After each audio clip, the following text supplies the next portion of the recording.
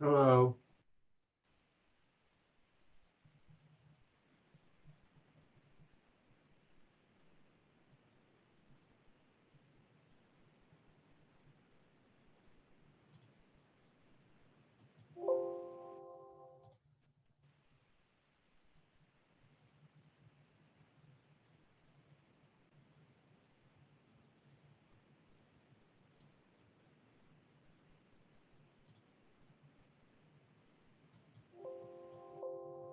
Can you guys hear? I hear you, Jason. Okay, good. Jason. Yep, can hear you. Yep, we hear you. Randy, can you hear? I Randy, think you're she muted. said, yeah, she's muted. Can you hear me now? All right, we can hear you. You thought I had nothing to say. Nope. Whenever you're ready, Randy, we have everyone here. We waiting on?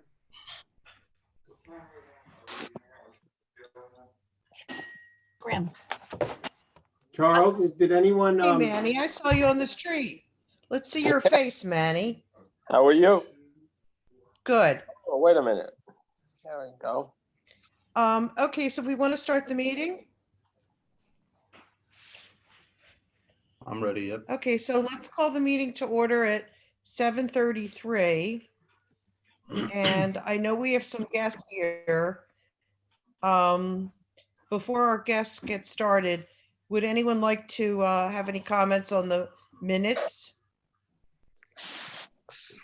Hey, Manny. I only have one comment about the minutes. It said that I made a motion to close the meeting, which I don't think I did. And then, so I think I would just like it to be altered to say, to strike me and then have, I think it was Kristen, whoever, there's two other people mentioned. So if we could just correct that, Charles, to have the second person mentioned, make the motion, and then the third person to second it, and then the rest is fine. Anybody else have anything else? Okay, so would someone make a motion to approve the minutes as corrected? Was that Cindy made a motion? And who wants to second it? I'll second it. Oh, good, Manny's seconding it. All right, all those in favor? Okay, Aye. so the minutes are approved. So let's go with our guests now. Okay. Jason, would you like to kick it off? Sure. So our guests tonight are Bruce Wheeler from the Capitol Theater. Bruce is with Paul Monahan, and Coach is from the Peak, our local station. They're here to give a little presentation on an event that they are interested in holding, which is a concert or a concert series in Harbor Island Park this summer, potentially, depending on COVID. But these things take quite some time to plan and logistically, which the Capitol Theater and Peak guys can tell you about. Yeah, Bruce, take it away. Very good. Thank you, Jason. And it was very nice meeting you the past week. Thanks for taking the time out, you and Allie. Good evening, everyone. My name is Bruce Wheeler. I'm the general manager of the Capitol Theater in Portchester, New York, about 6 miles away from Mamaroneck. I know Jason has been to our property. I would hope that some, maybe all of you are at least familiar with us or maybe have come for a show and event. I saw Randy's hand go up. I love that. We're here this evening to, Jason and I have had a few conversations. Coach and Paul Monahan. Paul is the production manager at the Capitol Theater, which means he pretty much builds and runs the show. Coach from the Peak, they are obviously a radio station that covers our region, and the Cap and the Peak have teamed up in years past to do co-presents and shows that have been really run by the radio station, and we've helped them facilitate that. Mm-hmm. As we all know, we are in what I would hope by this time would have been near the end of the COVID issue. It just seems like a Groundhog Day thing, where each day we're kind of going through the same thing. I know back in our last show at the Cap was March 7th. And we shut down not too long after that, and pretty much have been inactive since then. One of the things that we're speaking about is, because we are eager to, obviously begin doing shows again, is looking at the possibility, pardon me, the possibility of an outdoor space somewhere in Westchester County to potentially do some concerts for next year. Jason has kind of given us the window of timeline that, there are pretty much permits out there for the July 4th weekend, and then obviously for the Labor Day weekend. But those 8 weekends between in July and August, we would be looking to potentially do some programming. Jason is kind enough to put up this little deck that we have here. It's a little eye candy for us to take a look at. Like I said, if you're familiar with the Cap, and my background here is the Cap. So you see that nice picture there of the psychedelic projection and all that kind of stuff. Everybody in there having a great time, sold out show. Boy, I tell you, we missed that. And then if Jason goes to the next slide, you'll see our owner, Peter Shapiro, which Peter had the pleasure of meeting Jason and Ali last week. He was able to come by for a walkthrough that we did. And I show this just because some of you may know who Peter is. Some people equate him to a Ron Delsner type character or a Bill Graham type character. People who have been, entrenched themselves into the concert and the event business, who are very much about the experience, the fan experience, and making sure that people coming in for a show are really having a good time. They're doing it safely, they're doing it smartly, and just really coming in and having a good time. You'll see noted on there the Lock-In Festival and the Fare Thee Well shows. I don't know if any of you are Grateful Dead fans, but the Fare Thee Well were pretty much the last reunion of that group. Those were, I think, 5 or 6 very large outdoor shows, some in Chicago, some outside of San Francisco.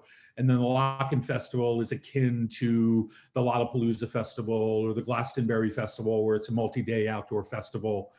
So I bring that up just to show that there's quite a bit of acumen on Peter's behalf. On my behalf, myself and Paul Monahan from my staff have both been international tour and production managers, have brought bands all over the world, and had to build shows in many, many different places. So I stress that to show that we're not a fly-by-night operation. We have a pretty good depth and breadth of how to successfully run these type of things. So I just wanted to show you that. And Jason, if you want to go to the next picture. This just gives a little bit of, another shot of the theater and some very, very nice quotes that people have given the Cap in the past. You can go to the next one, Jason, as well.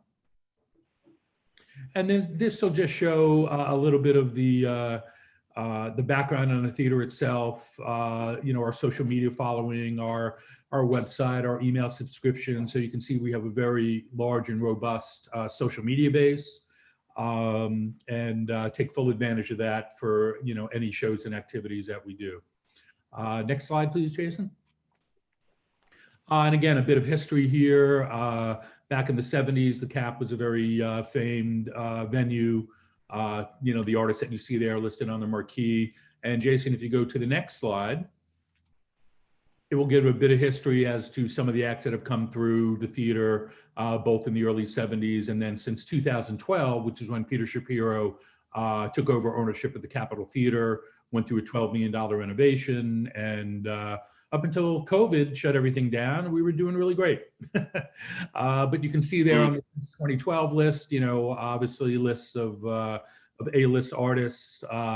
Now, this may not translate directly into artists that we're able to secure for a show or shows that we might do in Mamaroneck, but it does give an idea of the level of talent that we're used to working with and would be reaching out to for these shows. So is that the last slide there, Jason, or is there one more there? I think that might be it. All right, so that, again, just a little eye candy. I think you all were sent that as a PDF as well, so please feel free to look through that when you have a moment. Again, just a little bit of background. So let's talk a little bit more about what we're thinking about doing. As Jason mentioned, it might seem early. Oh, we're talking about 7, 8, 9 months from now. Why are we discussing that now? Well, as Jason said, there is quite a long lead time, especially when you're doing something that is a bit atypical from what we've been doing in the region, which is pretty much indoor shows. Like I said, myself, Paul, Peter, and our team has well over 100 years combined as far as working with outdoor programming, outdoor production.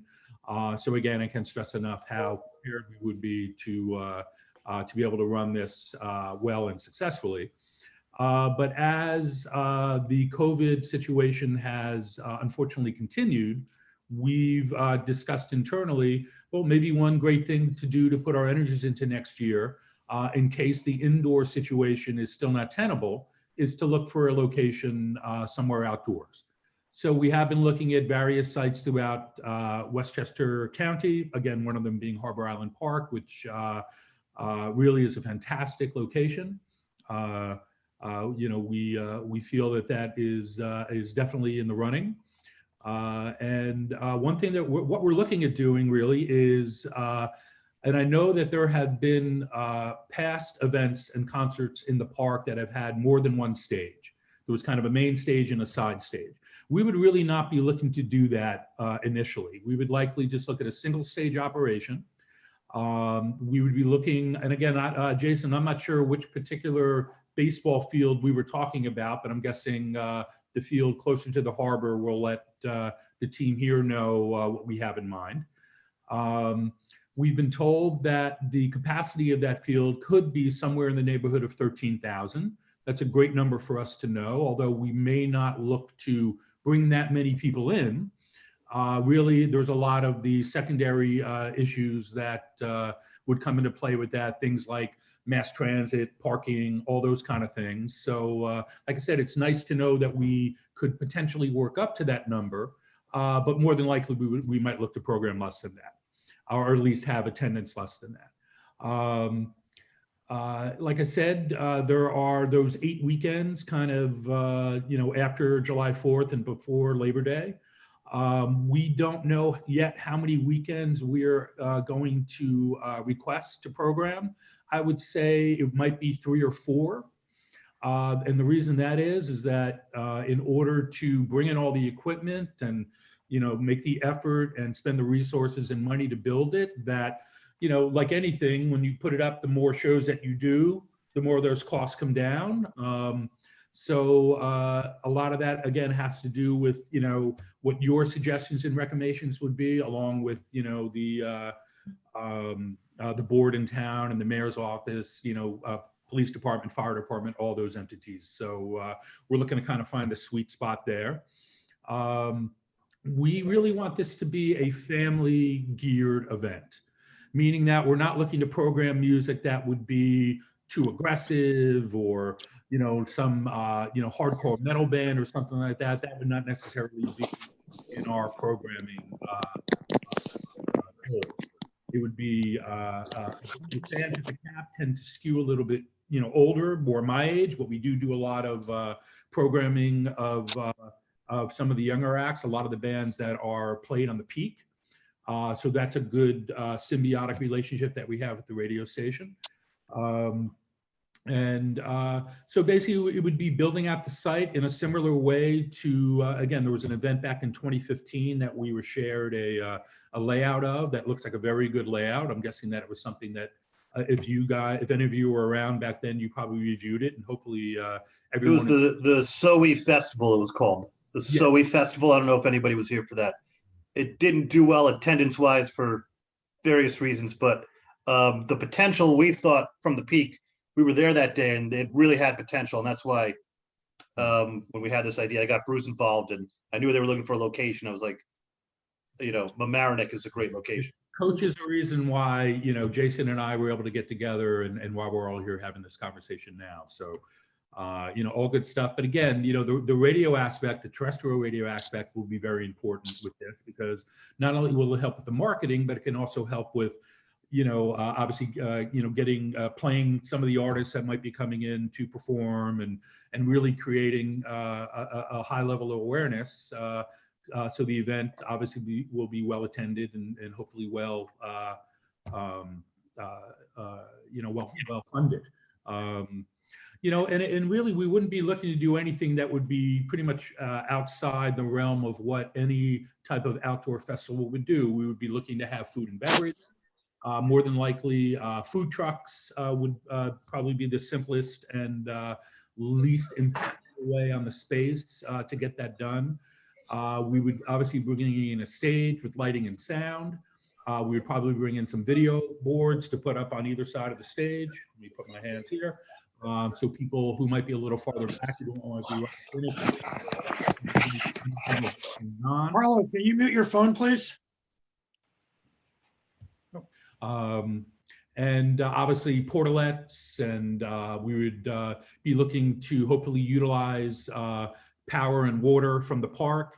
And like I said to Jason, once we know what power is available to us, if it wouldn't be enough to cover, then we would bring in generators to make sure that the power needs were met.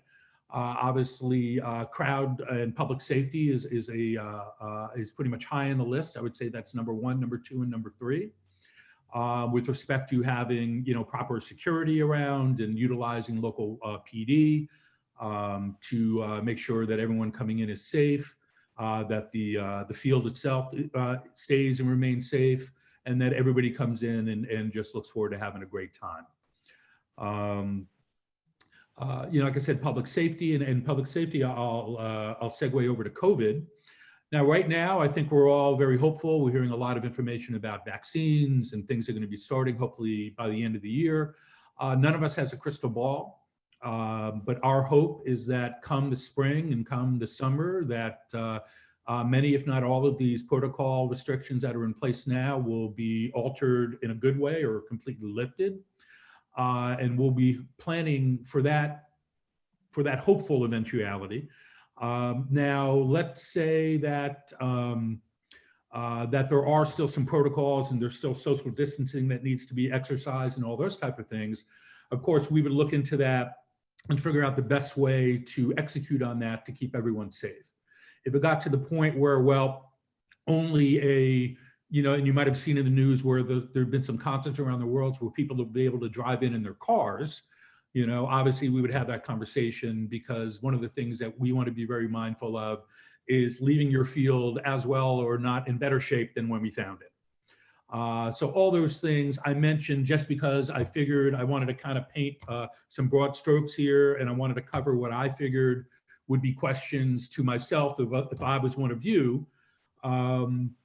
So what I'd like to do now is just, like I said, Paul Monahan, our production manager, he is pretty much the one combined with me who would be pretty much what we call building the show, and he would be responsible for production all the time that we were there, and coach's role again with the Peak as, I guess, what we call, co-presenters of this show or shows. They would be involved in that level as well. So I thank you for your time. I would love to answer any questions that you might have, fill in any holes. I have a feeling that when we're done with this, we'll have some questions that are answered. We may actually have more questions that aren't at this point, but really it was, Jason suggesting that we join up on this meeting and give a brief presentation and see what questions might come up amongst this group here. So thank you again for your time, and we're happy to take any questions that you might have. Can I just ask 2 quick questions?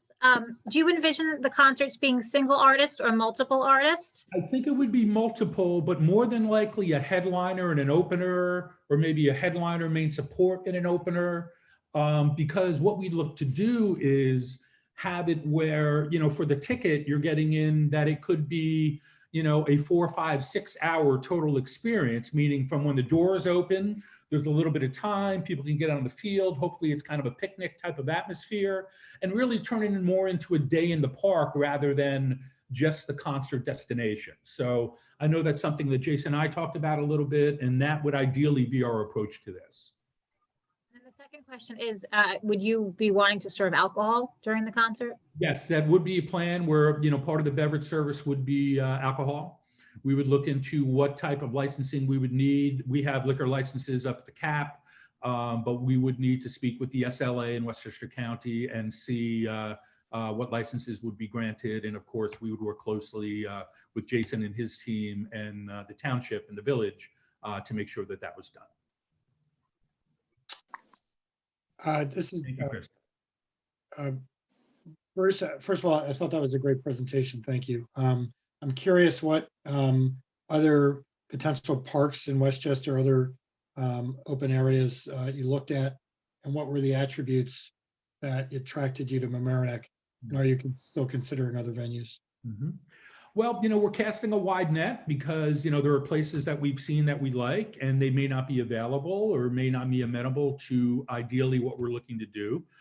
There is the dam up in Westchester in the northwestern In, part. That is Valhalla, the Kensico Dam, yeah. that would be a suitable site. They have done things like this there before. Our initial, in all transparency, our initial conversations have been good.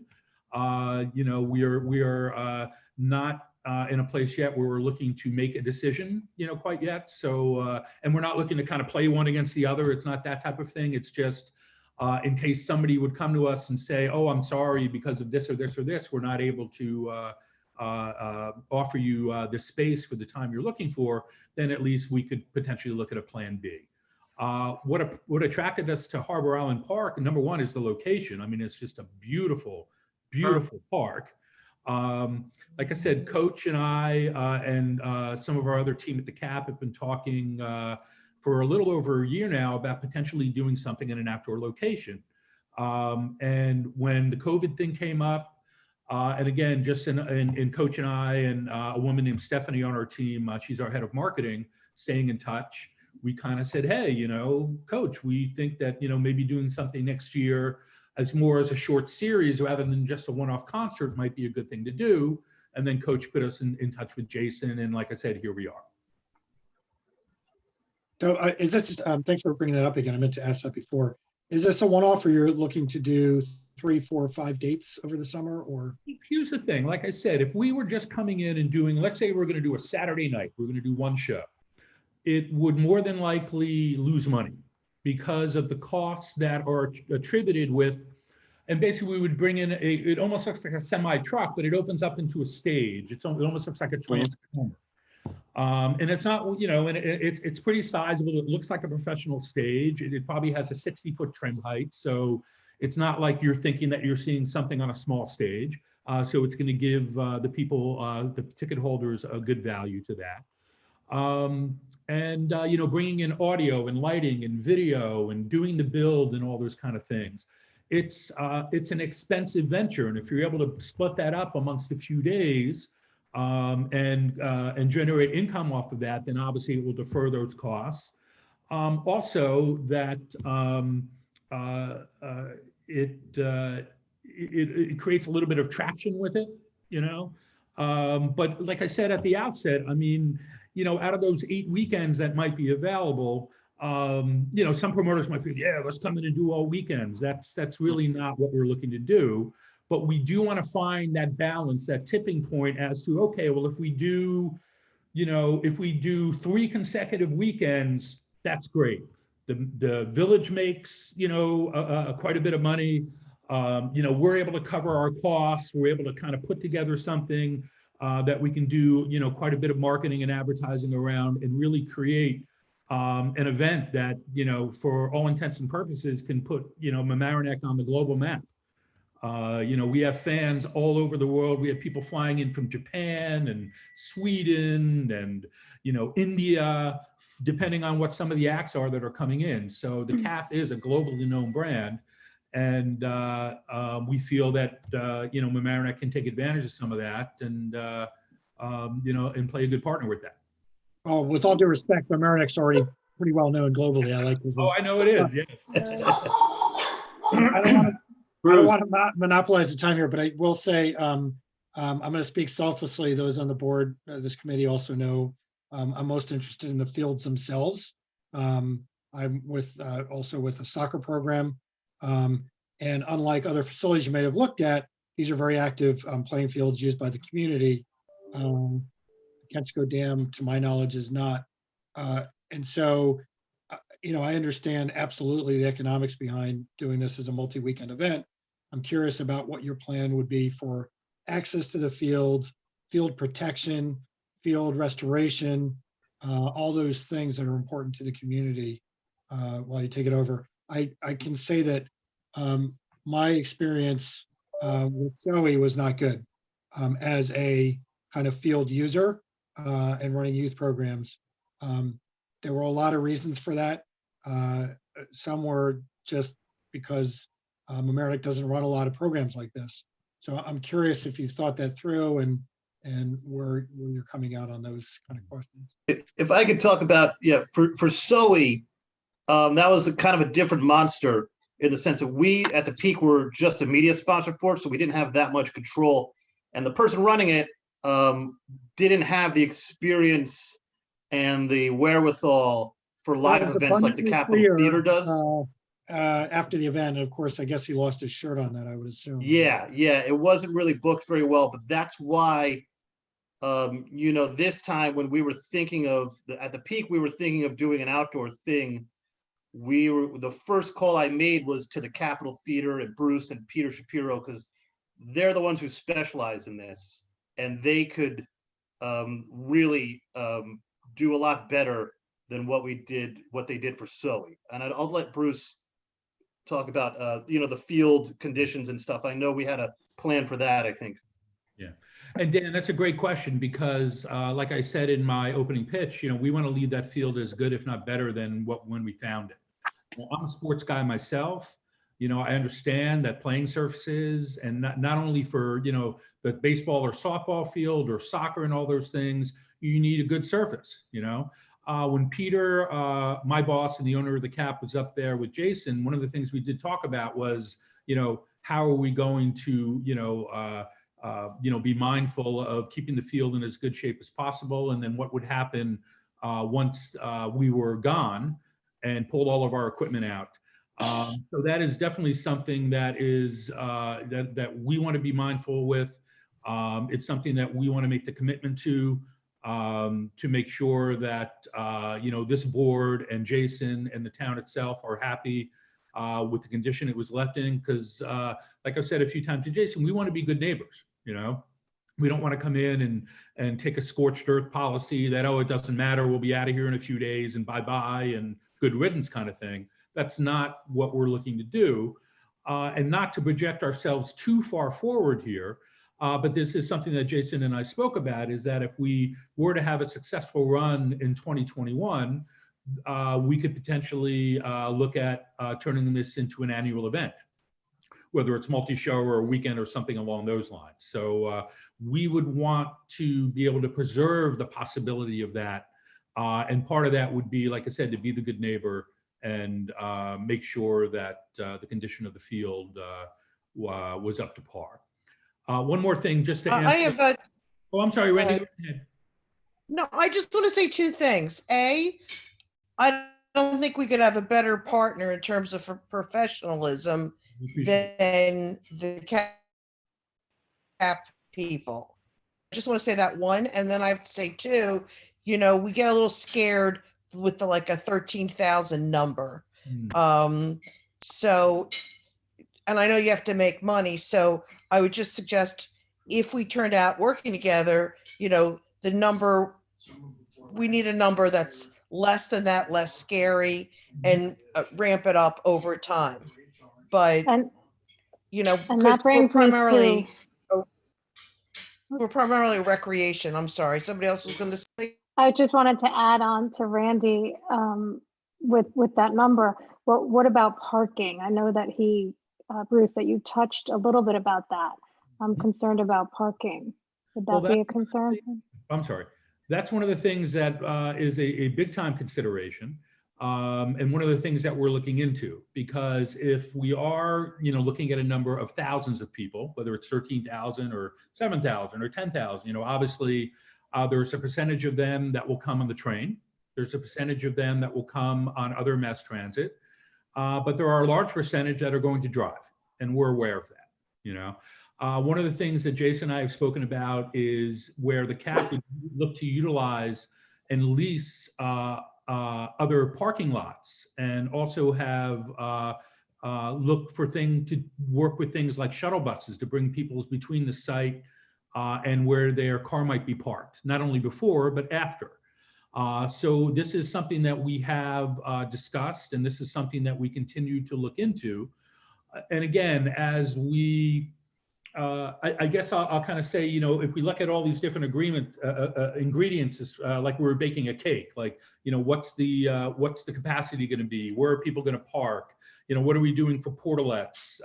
What are we doing for food service? You know, at some point, we're going to look to put all that in and bake the cake. Right now, we don't know what all those ingredients are, and we're still kind of determining. And again, this is why we're having this conversation in December, again, so we can kind of present these ideas, see what your thoughts and concerns are as a group, and then look to tailor our plan accordingly. So that's pretty much, you know, and to you and to Randy, how I would look at that. Now, Dan, I do want to answer one other question that you said as far as the footprint. You know, the stage itself might take up like an 80 by 40 footprint. And then there will be some other things on the field. There'll be an area that we call front of house, which is usually about 70, 80 feet from the stage, which is where the sound mixing board is, and the lighting board and the video control board. They might all be there.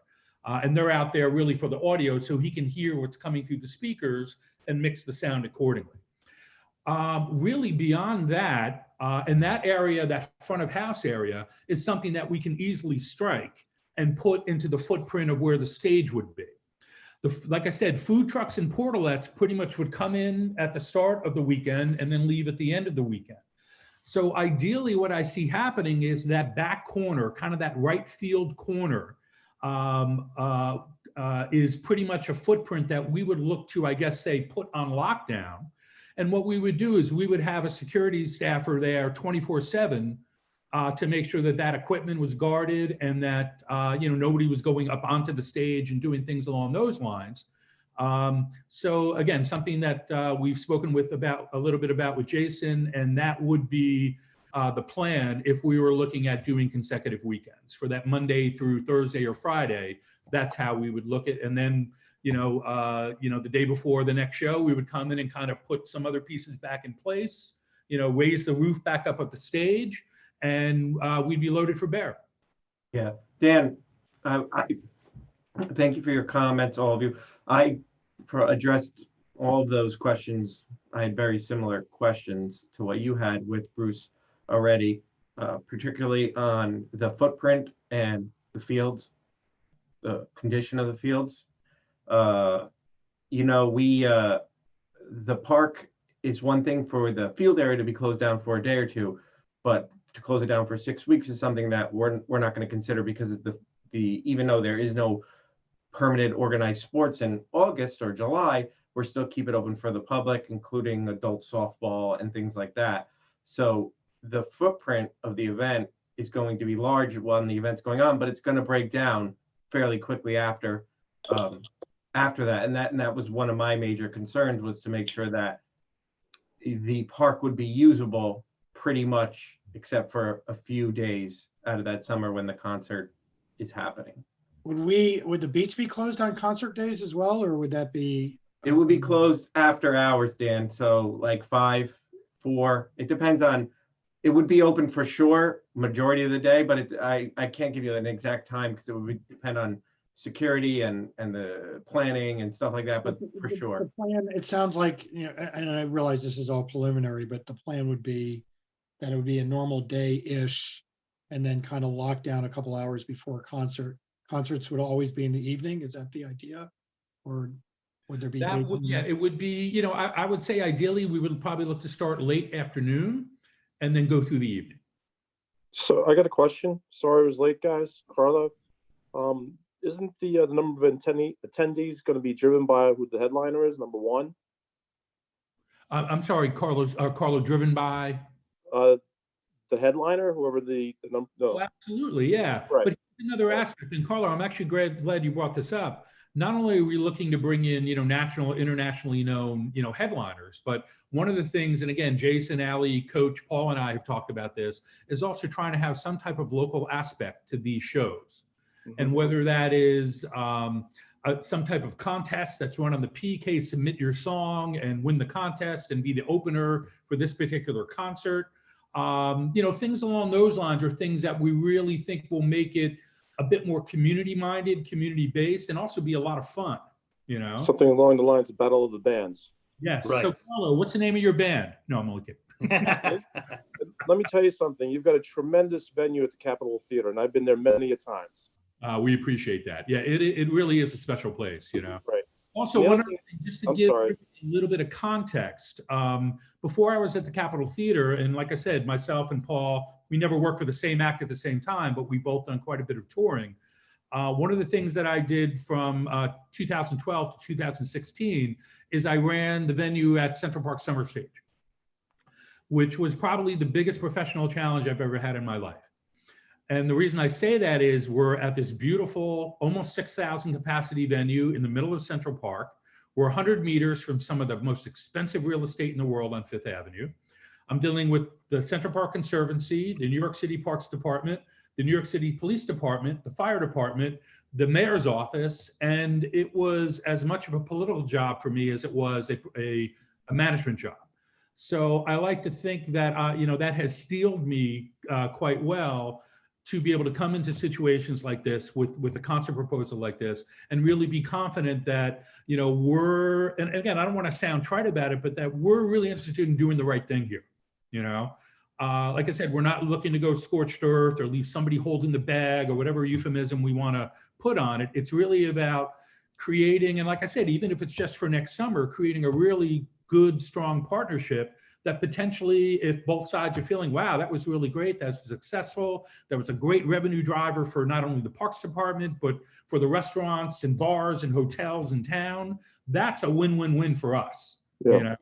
And then also, I think, Randy, was you saying, doing more than one show. I mean, of course, we're in this business to make money.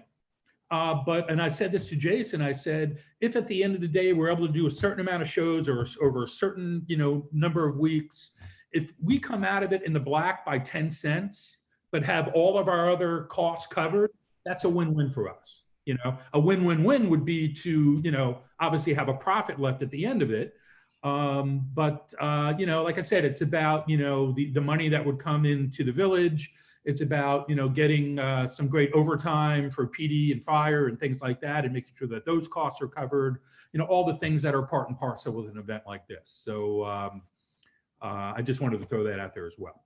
And one last thing, I'm sorry, guys. How about Mother Nature? Because like similar to Jones Beach, when there's thunder and lightning out there, someone's going to have to pull the trigger and say, we're not performing tonight for obvious reasons. Absolutely. Well, and again, part of my time in Central Park is they had some of the strictest weather protocols that I've ever been involved in with an outdoor, and I've done outdoor venues all over the world, the Waldbühne in Berlin and, that amphitheater here and down in Australia. And they were all so much more permissive than what I found in the park.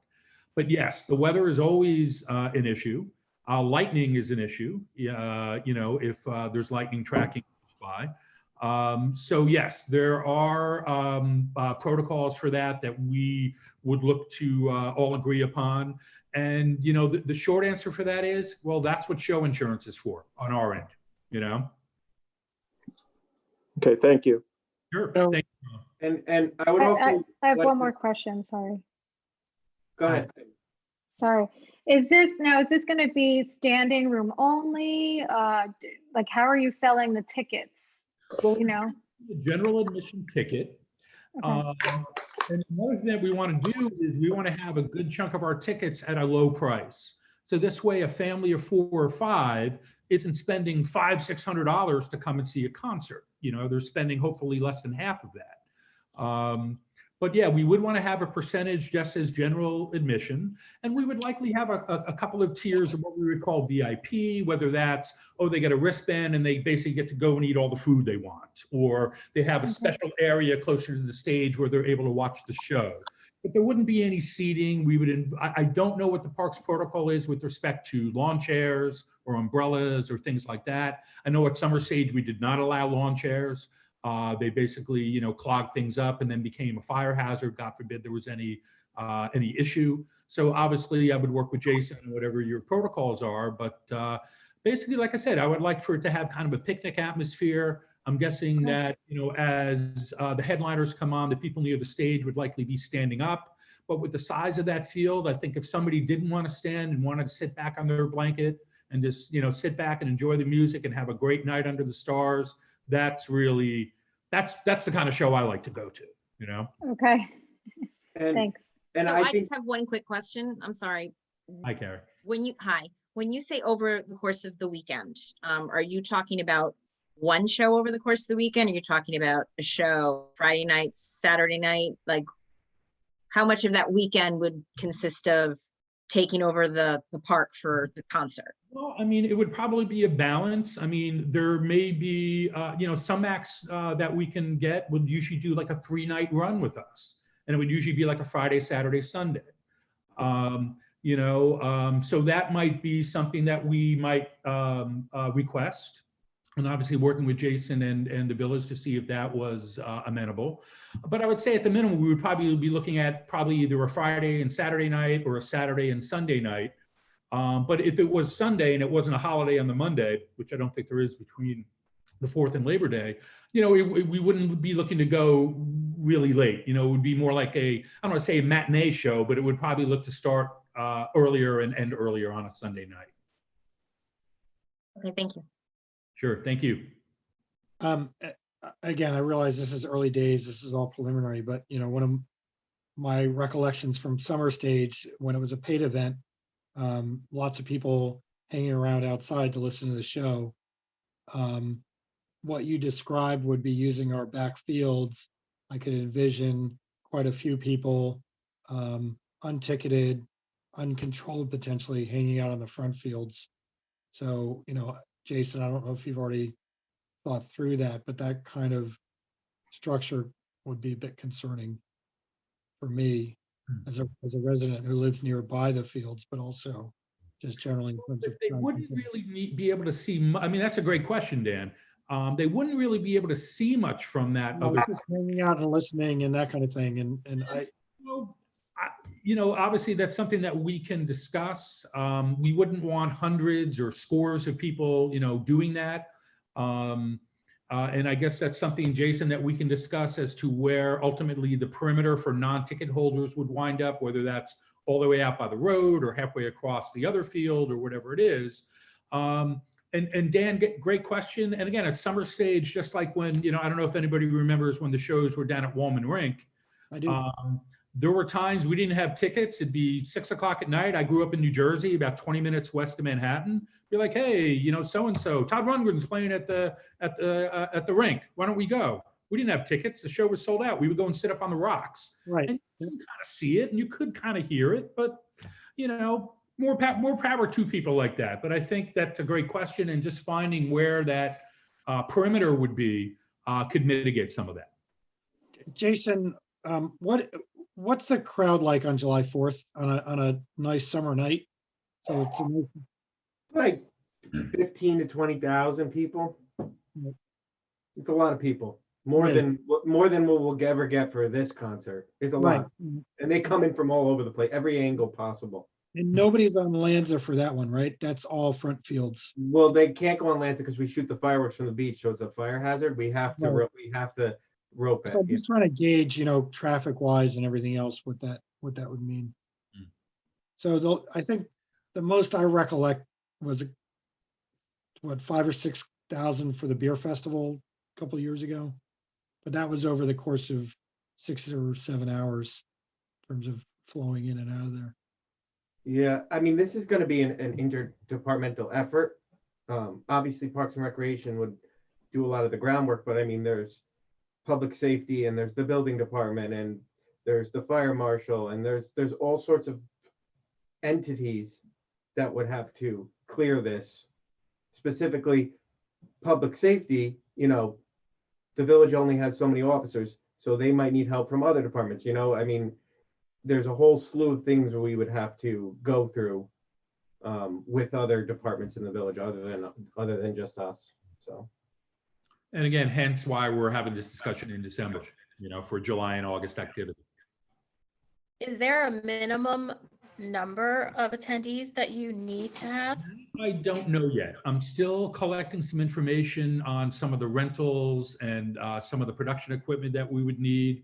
And once I have some numbers on that, which I'm expecting a little bit later this week or next week, I should be able to kind of build it and we can kind of see what that sweet spot is.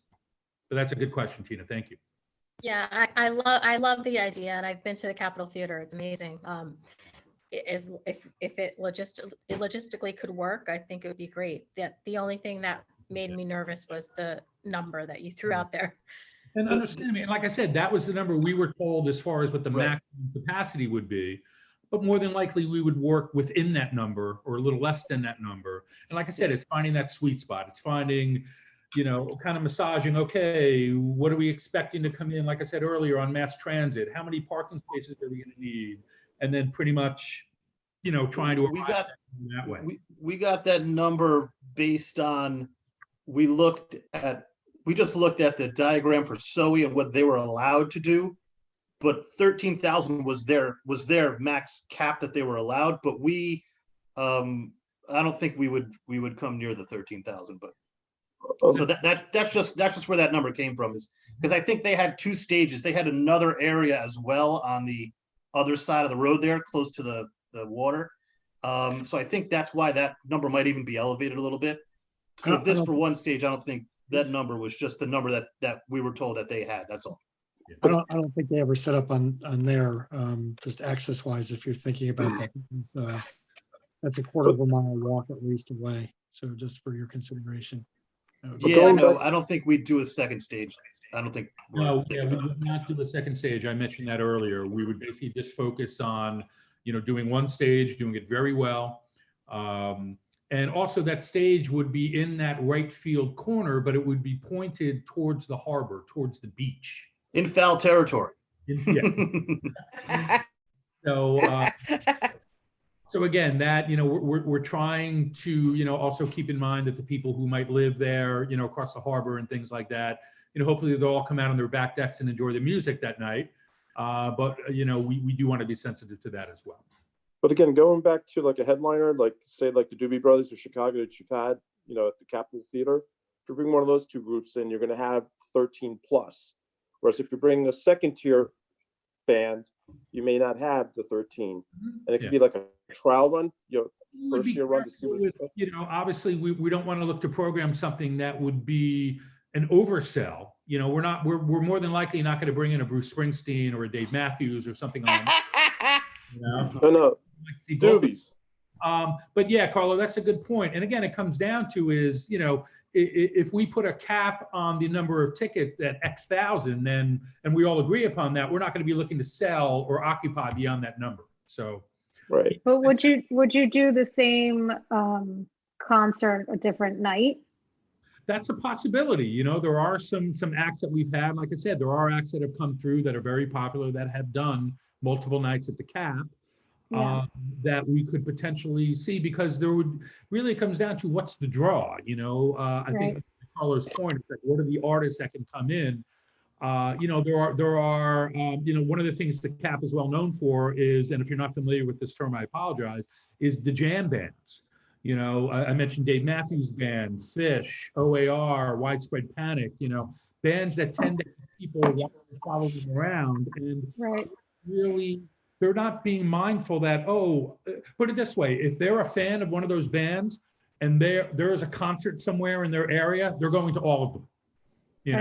They will find a way to go to all three of those shows.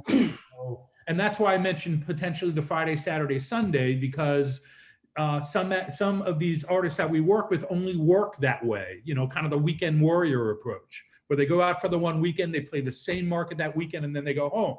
And again, it's not like we're looking to focus on that. It's more just us knowing that we have that flexibility if we need it. Okay, thank you. Well, I think this has been very helpful. Does anyone have any other questions? I think the questions have been good. Can I ask one other question? Sure. How far does the sound travel? That's a good question. There have been amazing. You might have some unhappy. That's a good point. Well, the thing is, behind the way the speakers get set up, like I said, right field line, they're going to be pointing towards the harbor. Now, 15, 20 years Towards ago. Towards the water? I'm sorry? Towards the beach area, yeah. Towards the beach. 15, 20 years ago, the technology wasn't really there to be what we call omnidirectional with the sound. Now there are ways, the technology is all digital, so there are ways to really minimize what we would call any back sound that would travel back to the village kind of thing. And there are also ways to direct the sound towards the field. So there's as little, I guess what I would call in a painting analogy, a spray can analogy, as little overspray as possible. So that is something, and again, with my experience in Central Park, where we were 100 meters away from Fifth Avenue, and we were very, very mindful and had our audio system tuned in a way that really minimized that overspray. So great question, Tina, and definitely something we would be mindful of in trying to keep the sound where it needs to be and not have that overspray, as I call it. Tina, I asked the same question to Bruce, and Bruce answered me with this story about in Central Park, there's this well-to-do older woman, and she asked, her name. Yeah, and she asked Bruce, "Are you still having concerts?" Because the next year they got better equipment, and the sound, she couldn't hear it from her apartment, and she was constantly, yeah. Wow. Are you doing shows? I'm like, yeah, we had a show last night, Marilyn. She's like, Yeah. I didn't hear it. And she put her hands like hallelujah kind of thing, She's like, it's too loud. The Hummels on my glass shelves rattle, things like that, She's a really, really sweet lady. But the technology is definitely our friend these days with that kind of stuff, Tina. Okay, thank you.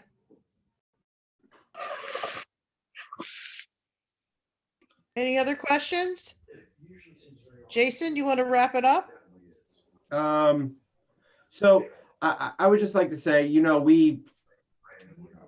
I don't think I bring big events to the board ever, mostly small charity stuff. We're very picky, choosy on what kind of people we bring in to work in our parks for a good reason. The reason Bruce and the coach are here is because we're talking about reputable folks, community-based, local. They're in Portchester. Coach does his radio show up the street from the harbor. You know what I mean? Like, we're talking about community people, and I think that's the most important for us. Is we don't want a situation where we have not great neighbors, as Dan says, where we're cleaning up a mess after. And I don't feel like that's going to happen. So I'd like to thank Bruce and Coach and Paul for their time, and thank you. Very good. Well, I'm sorry I'm a little dark here. When I sit at this table and do my Zoom calls during the day, I look a lot brighter. So I'll need to figure out a night call. But I just want to thank Paul and Coach. Paul, do you want to say hi to everybody? Hey, the one thing I would say to everybody, hi everybody, is that not only are we great at booking big bands and well-known bands and all that, but we have a top-notch stage crew. They are Local One, they are union. They are the best crew I've ever worked with. We also have the best technical people, the video, the audio, lighting, top-notch, and they'd all be coming with us. So, the show will look great. It'll sound great. We'll have good talent. We want to build it so not only are we proud of it, but everyone is proud. Right. Yeah, and if I could say something too, so the Peaks involvement, we would be 100% behind this on the air, talking about the parks and the space in Mamaroneck nonstop for months during the summer.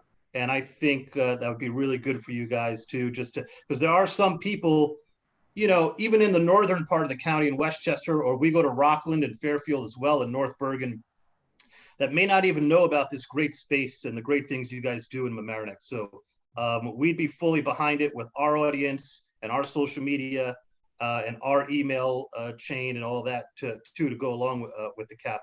And also, the Peak are not concert promoters. So the once or twice a year we do things, I'm kind of, we work with the CAP, and in my experience, I'm kind of in your shoes some of the time with doing shows at the CAP. And in my experience, because we're not even concert people, but we do concerts once or twice a year at the CAP, dealing with the staff at the Capitol Theater makes everything so much easier. They've got everything. Trust me when I say, if there's anything you need, they've thought of it already and they've got an answer for you right away. They handle everything. I send an email and it just gets done. Whenever we do our annual birthday concert, normally in the spring at the Capitol Theater, and I'm just amazed. I'm really the only one who kind of organizes it from the station behalf. I go out and find a band, and the CAP really just kind of takes care of everything else. The ticketing, the security, the everything. We don't have to worry about a thing that night at the Capitol Theater because people like Paul are a big help, and Bruce. And even if I have questions, because I'm so inexperienced at, contract talks with bands and things, Bruce will help me out and say, oh, this is normal. This is not, this, maybe you shouldn't do this, so they're very professional, and there's no question in my mind that this event is in the best hands possible with not only the ownership of the staff at the Capitol Theater, because I, for one, could vouch for them. Thanks, Coach. Raise the bar a little higher for us there, but yeah. Sorry. So, and one thing I talked about a little bit, and I just want to end with this, is that, if we are looking to bring in what could be thousands of people over the course of a few consecutive weekends, just think of the boom and the boost that's going to be to local, like I said, restaurants, bars, hotels, shops, stores, things all along those lines. And one thing, again, that we would like to do is really look to make this as local an event as possible. And we get into things like, food vendors and things like that, making sure that vendors in town have the opportunity to get in and participate if they choose to. So, a lot of things along those lines. And we've got to one get thing- Sal's to churn out some extra Sicilian slices up the street is what we got to do. Right. And one thing I said is, if the Capitol too, I mentioned if the Capitol can do anything for village residents, whether it's be able to get tickets early or at an early bird rate special, we're going to make sure that we take care of our village residents as best as possible. Pre-sale, and actually, Jason, I'm glad you brought that up, because we can, with respect to ticketing, we can kind of set it up where, village residents can get an early bird purchase or something along those lines, and really make them feel that they're getting first crack at tickets for any of these shows. So that could be, an element of it as well. You're muted, Randy. I was just saying that both Manny and I are members of the Chamber of Commerce. So as a segue to what Bruce was saying, as he was saying it, I was thinking it. Yeah, And how absolutely. much they would like that, right, Manny? Yeah, as long as you tie the avenue into Harbor Island, it'd be awesome. Well, I'm sure Bruce would Right, not yeah, mind. the more people you have on the avenue, the better it is. Yeah, like with other events, we hope that the mass transit portion of it will bring a lot of walkers through the avenue. And we can get a lot of restaurants participating and, get the Chamber of Commerce involved. I'm sure there's a slew of ways we can bring the local village businesses into this. And our owner, Peter Shapiro, loves that kind of stuff. Loves getting the community involved, loves doing those kind of things. So a part and parcel of what we normally do. Yep. We'll just have to get a couple of Portchester vendors to bring their ceviche. I think I could work on that. It's my hometown. I know it's Jason's too. Yeah. Okay, well, thank you very much, gentlemen. Well, thank you. We really appreciate you. the time and consideration. We look forward to any feedback that any of you have beyond what we've spoken about. Jason has all of our info. If any additional questions come up, please feel free to reach out. And again, thank you for taking the time out to hear our pitch. And we look forward to hopefully working with you in the coming months. Yeah. Thank you. Thank you. Thank you. Hi, Thank you. everybody. Thank you. Guys. All right, Thanks. thank you.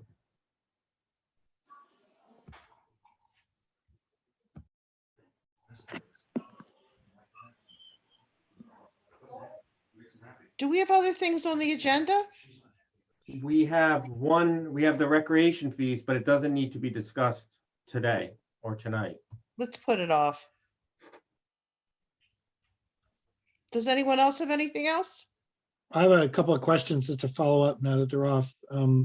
Jason, have they proposed a revenue model yet? I proposed a revenue model and they agreed to it. Oh, And that's scary. that's based off of our fee schedule. So, Took myself off the picture. so we're gonna want $6 per range per ticket sold, the village. Plus field restoration, What I'm gonna ask you to do is do it right. every reimbursement of every overtime sanitation truck, vehicle that we use, any electricity, any water. We will get our $6 plus anything, any expense that it is to us in terms of staff or time or spent. And that was right off the bat. I told him, I said, we're expensive because that number can scare people away. And I told him it, and he was like, that's doable. Well, it sounded like they're looking at, $50, $60, $70 tickets. Just off the top of my head. So that's in the 8 to 10% range. That probably is about right, I guess. No, it's what we have in our fee schedule, Right. and I can't overcharge off the fee schedule. Understood. You know- Although this is a really unique event. The other question I had was the only comparable event I can think of is down the road in Greenwich. They do a concert, I think, every summer on their waterfront park. Yeah, Grass Island, I think. Yeah. Yeah. Have you, I know this, again, I understand this is early days, this is all preliminary, but have you spoken to your counterparts there, gotten a feel for?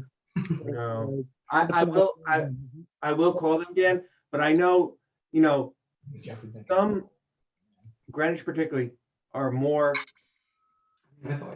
acceptable or amendable to large events. Grass Island, that similar park that you mentioned, does the Greenwich Concourse every year, which is like one of the best car shows in the world. They take up the area for it's a little different. And also, if you've ever been to that park, it's not as active. It's a very passive park. Right. It's beautiful, it's gorgeous, but they don't have the recreational amenities in that particular park that you mentioned, Dan, that we have here. And that was my big concern with him also, was the footprint of the event, how quickly can it be broken down, and how accessible can the park be up until the last possible moment? Because I'm not canceling softball or a summer soccer clinic or anything for extended period of time. It's one thing to have a blackout date. It's another thing to have 6 weeks in the middle of the summer, which they can't do.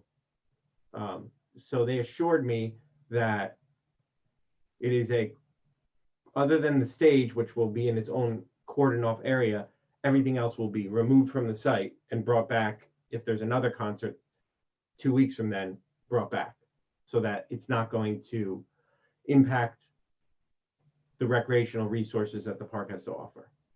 Yeah. I have a question, and what about, I guess this is sort of a COVID plan. So if they're able to go back and have concerts in the theater, are they still there? It seems like they're still interested in doing this, like on an annual Regardless. basis. Okay. Yeah, and Trustee Lucas, I asked that question as well, because I thought the same thing. I was like, so just curious, if you're able to go back inside, are you gonna no, they said that the inside has nothing to do with the outside. They wanted to do it outside regardless of the pandemic. Well, I know they'd approached the Arts Council for, more than a year ago.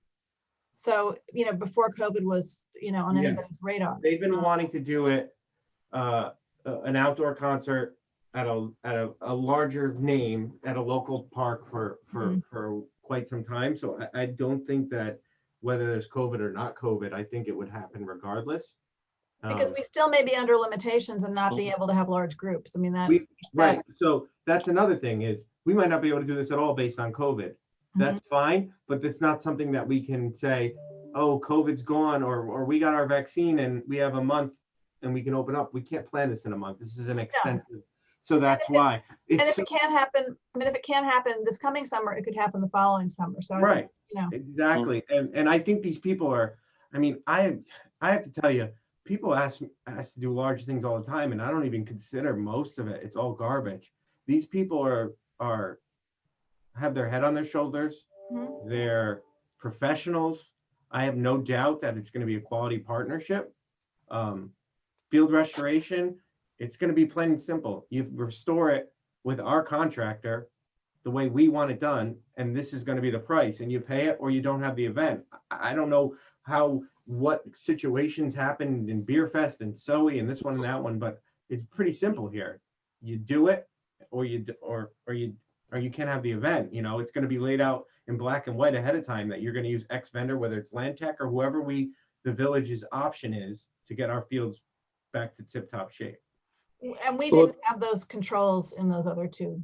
No, we didn't, but we're not going to, there's lawyers and contracts that go into these things, and we're not going to enter into an agreement, or at least I hope the village wouldn't enter an agreement without that consideration put in place in black and white about restoration of the turf. Right. And going back to halftime, basically when they had the Bear Fest, Nora, and you can vouch for this, it was horrendous. It was awful. They basically, the field restoration was poor, and I'm sure the Capitol Theater being, like you said, Jason, total pros, that it should be much better to restore the fields. And a lot of it also does, depending upon the damage. Because, if you've got ruts, the grass is not going to grow overnight, Oh, no, but that's why, Carlo, that's why I need an extensive, time, Right. They can't go near Labor Day. There's a sweet spot in there where they can go where soccer's over or baseball's over. 4th of July comes, they do a concert, and that those fields will be back by Labor Day. Right. But what I'm saying is if the rain has a lot to do with it also. Of course. Ruts and everything else. And I maybe, know, Carlo, that needs to be an option. I know that they're a business, but if there's a certain torrential rain and the fields are too wet, that we have to call it off that night because.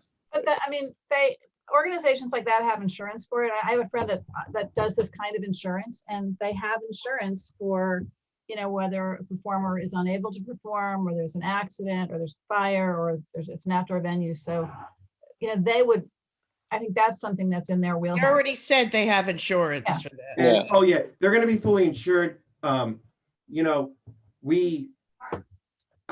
want to speak about what happened then. All I can tell you is now, like we did with the USGA, and they were great partners, is there is no gray area. You do this or you don't come here. And it's plain and simple. I'm not coming into a situation where our turf is going to be destroyed. There's going to be professional thought into it, supervised by our staff with our vendor choice.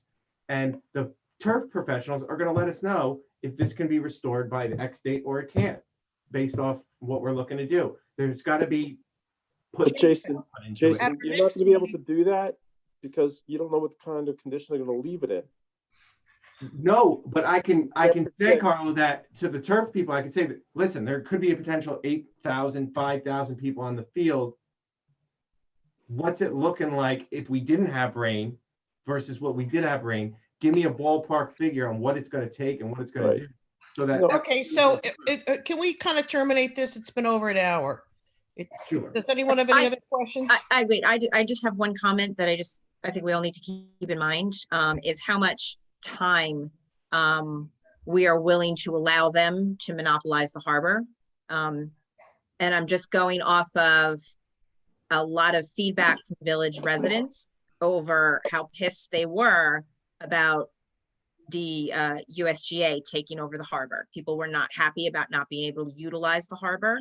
So when they're talking about multiple concerts over multiple weekends, we need to take that into consideration as to how much time we're willing to give them to do all of this. But we're not locking the place down like we did with the USGA took over the lot for a week. Right. So I'm just saying, we're saying the beach would be closed, or like they're going to, a lot of the field you won't be able to use depending on what time they want to start things. I just think we need to be conscientious of those parameters. I think the concert sounds great. I'm just saying we just need to be mindful. Absolutely. I agree 100%. I agree, but I also think that the only benefit to the village in terms of the US Open was that we got some cash. Right. Didn't help the residents because, I mean, nobody could go see anyway. So I Right. think there will be a group of residents who can go to the concerts. So it may be something that appeals to residents versus just having the park locked down. And maybe they'd consider Carlo's idea of a trolley. Maybe this is what. One time, just do a trial run. Hey, Carlo, we have Yeah. negotiating room in this here. I'm You know, sorry? we might be able to negotiate a trolley That's what I'm service thinking. Because from the train or something, or I don't know. there's great parking on weekends at the station. There's all that available parking on weekends at the station. So And if that, we- Right, and if In the we high get that school- trolley to take a high few stops schools- on Mamaroneck Avenue, it'd be great. Well, I think a lot of locals would walk like they do when they go to 4th of July. And the traffic is gonna come from people who come that are not local. That's where we're gonna have to watch, because I don't know anybody that really drives to the harbor for 4th of July. If you can walk, you walk, because if you don't walk, you don't get home. It takes you an hour to drive home and you're in Mamaroneck. So I think, or you park at my house. you, Yeah, yeah. I'm Nate. gonna remember that, Nora. $30, $30 if you want to park at my house. So But it's something to consider, for us to consider. Oh, for sure. They're gonna, I'll work with them to make sure that there's some sort of proposal, like we need to see something in writing. We want to do X, this, because I don't know that information yet. I think we're better suited to make our decisions based off concrete fact, like we're, instead of speculating like 3 days, 4 days, 1 day, like we don't know. So we'll see. One, if they choose us, maybe they're gonna go to the dam, maybe they won't. Maybe there is, I don't know. I will try to investigate and see if they're gonna, where they're playing in other areas, or if they're trying, but we'll see. It's a lot moving parts, so. And I think if they're gonna give a perk to the residents, like pre-sale or whatever they mentioned. that Early might bird. be also. Yeah, they gotta give a perk, something. I said that from the get-go, there's gotta be some benefit to the resident, whatever it may be. And also, there might be a perk we can do where residents get Harbor Island parking over non-residents. You know what I mean? They get a hang tag for Harbor Island Park for that night, and then residents can park there. Non-residents gotta go to Lot C or whatever it is. But Manny, We can. Manny, Yes, sir. maybe you can testify to this. He also said about alcohol too. And when we had the beer fest. He It does was say like on the alcohol. avenue, Manny. You know as well as I do. Manny. I really can't hear you, Carlo. No, the alcohol drinking that Mhm. took place, during halftime. People coming off the train and getting back on the train. Not all of them. There was, some of them. Maybe I don't know what the percentage is, but it wasn't a pleasant sight. Well, I gotta tell you, during the beer fest, I mean, I know there's some issues down on Harbor Island, but the bars and the restaurants did benefit a lot because it was a crowd that came off the train. So they would walk up to the harbor or down to the harbor and back again.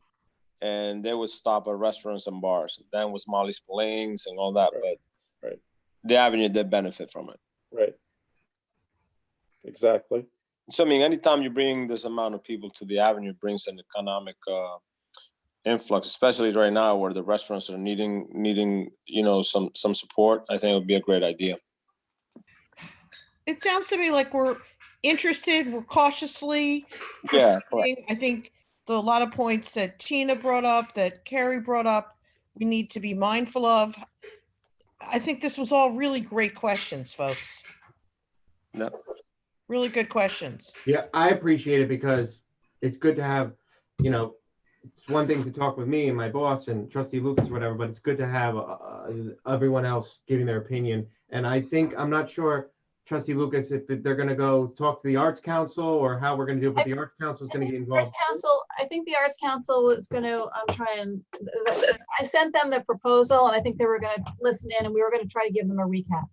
Okay. So, because the Arts Council, someone had approached, I believe like a year ago, somebody from the Peak had approached the Arts Council And, they've typically done 3 concerts in the summer, and we've had spades of them being rained out, and, we don't have rain out insurance. The concert just doesn't happen. So I think that it was appealing to the Arts Council to try and partner with a bigger organization.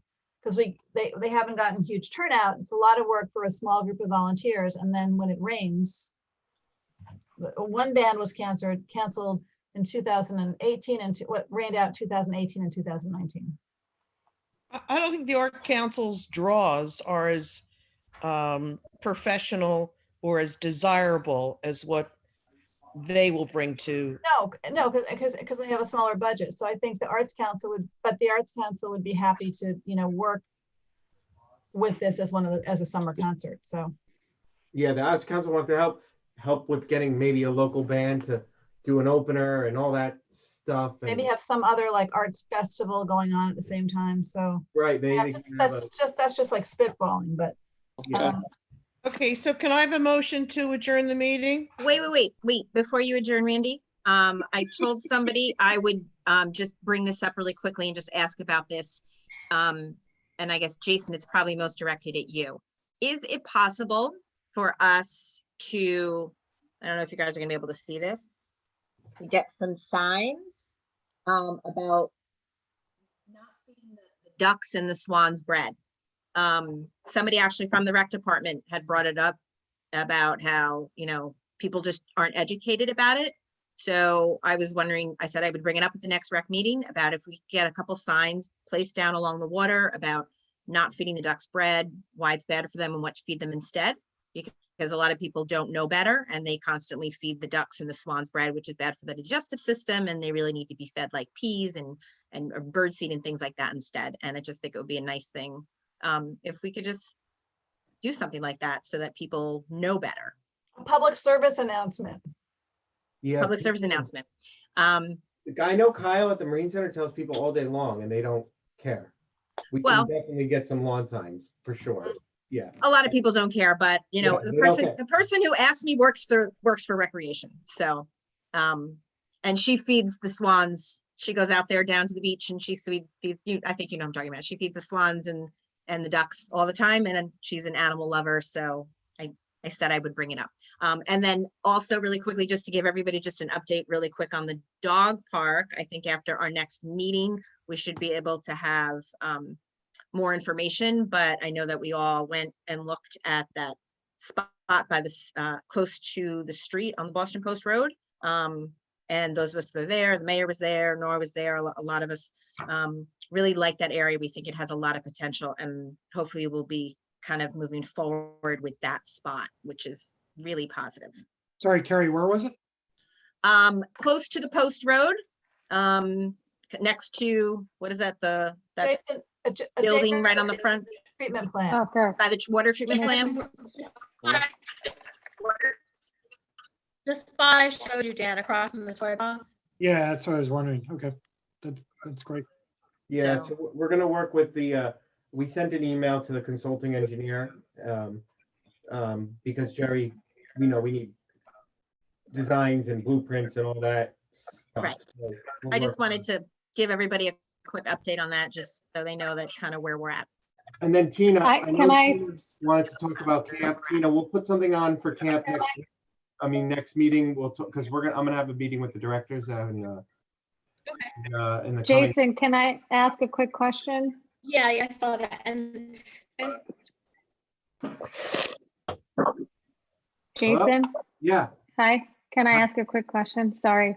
About Florence Park, I don't know who, I guess who is enforcing, and are we enforcing mask wearing there?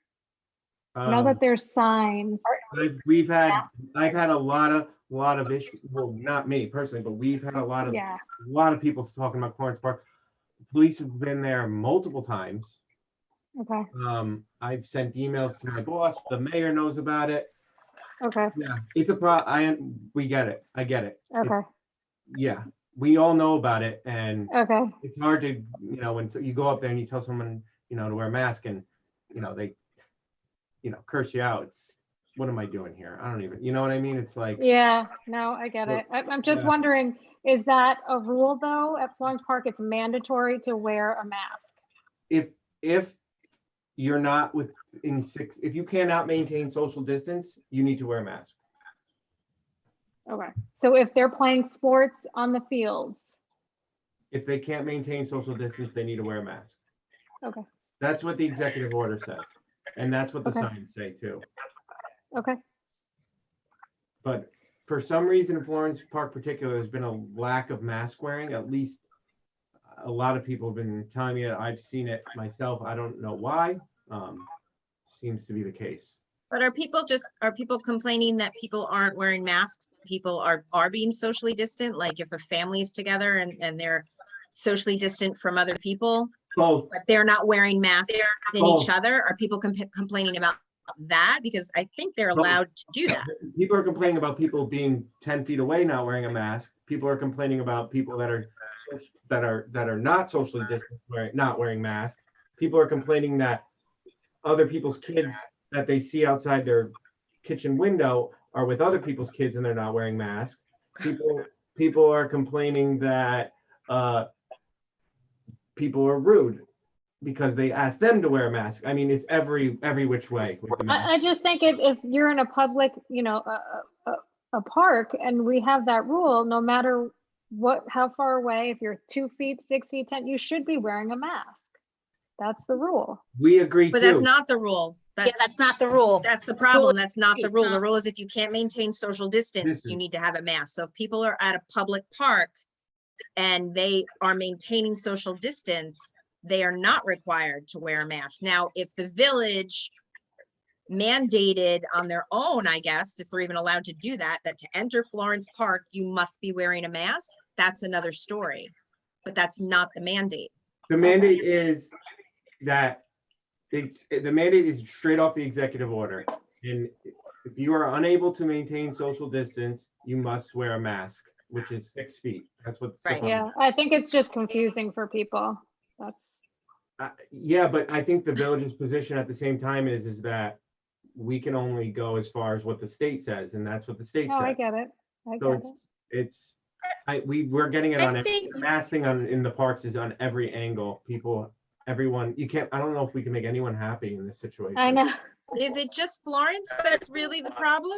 More so than anything else. I don't know why. It just seems like Florence is the spot. Because Florence is such a popular park. I mean, Florence ends up being a sore spot in a lot of topics.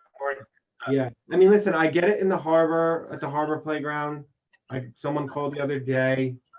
But for some reason, it's very consistently Florence where people, and it's residents that live in the area. Yeah, I mean, it's a highly used park, so you're gonna have more complaints there for sure.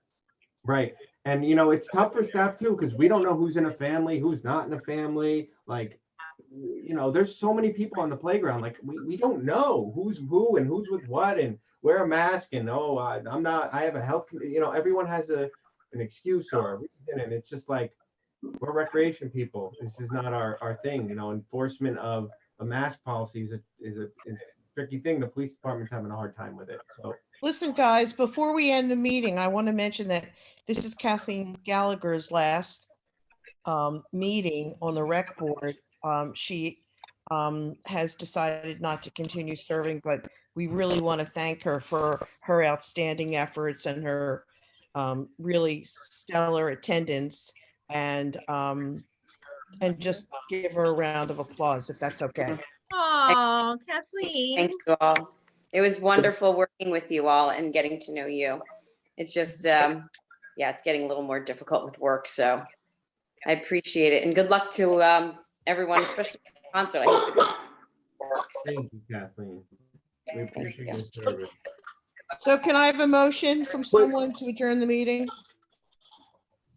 Sure. So that would be Carrie, and second? That would be Cindy. All those in favor? Aye. Okay, the meeting's adjourned. Have a Merry Christmas. Happy Hanukkah, everybody. Everyone. Bye. Everybody. Thanks, everyone. Bye.